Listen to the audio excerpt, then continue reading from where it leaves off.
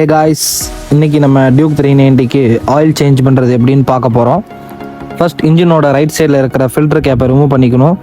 தென் இன்ஜினில் உள்ள லெஃப்ட் சைடில் உள்ள ட்ரெயின் போல்ட்டை கழட்டிக்கோங்க. நம்ம ஏன் ஃபஸ்ட்டு ஃபில்டர் கேப்பை ரிமூவ் பண்ணுறோம் அப்படின்னா ஆயில் ஸ்பீடாக ட்ரெயின் அவுட் ஆகிறதுக்கு தான். அண்ட் அதில் ஆயில் ஸ்டெய்னரையும் ரிமூவ் பண்ணிக்கோங்க. நெக்ஸ்ட் ஆயில் ஃபில்டர் கேப்பை ரிமூவ் பண்ணிக்கோங்க. அண்ட் அதோட ஆயில் ஃபில்டரையும் ரிமூவ் பண்ணிடுங்க. எவ்வளோ ரஸ்ட்டாக இருக்குன்னு பாருங்களேன். நெக்ஸ்ட் இது நல்லா ட்ரைன் பண்ணி எடுத்துகிட்டு ஒரு கிளாத் வச்சு நல்லா வைப் பண்ணி எடுத்துருங்க. இதுக்கு முன்னாடி நம்ம எடுத்து வச்ச ஆயில் ஸ்டெய்னரை நல்லா ஒரு ரஸ்ட் ப்ரூஃப் ஸ்ப்ரேயை வச்சு நம்ம க்ளீன் பண்ணிடணும். ஏன்னா அப்போ தான் திரும்ப நம்ம போடும்போது கரெக்டாக இருக்கும். இதை வச்சு ஏர் ஃபில்டர் கேப்பையும் நீங்கள் க்ளீன் பண்ணிடுங்க. இதான் நம்ம ஷோரூமில் இருந்து வாங்கின புது ஏர் ஃபில்டர்.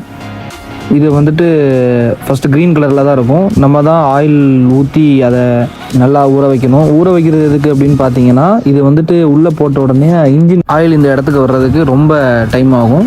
பட் இது போட்டிருக்கிறதுனால இந்த ஃபில்டர் வந்துட்டு ஃபஸ்ட்டு அந்த ஆயிலெலாம் உறிஞ்சிருக்கிறதுனால அது ஸ்மூத்தாக இருக்கும்.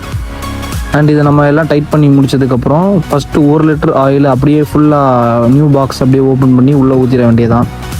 தென் இதோட மொத்த கெப்பாசிட்டி 1700னால இன்னொரு 700 ml அளந்து இதுக்குள்ளே ஊற்றுற மாதிரி இருக்கும்.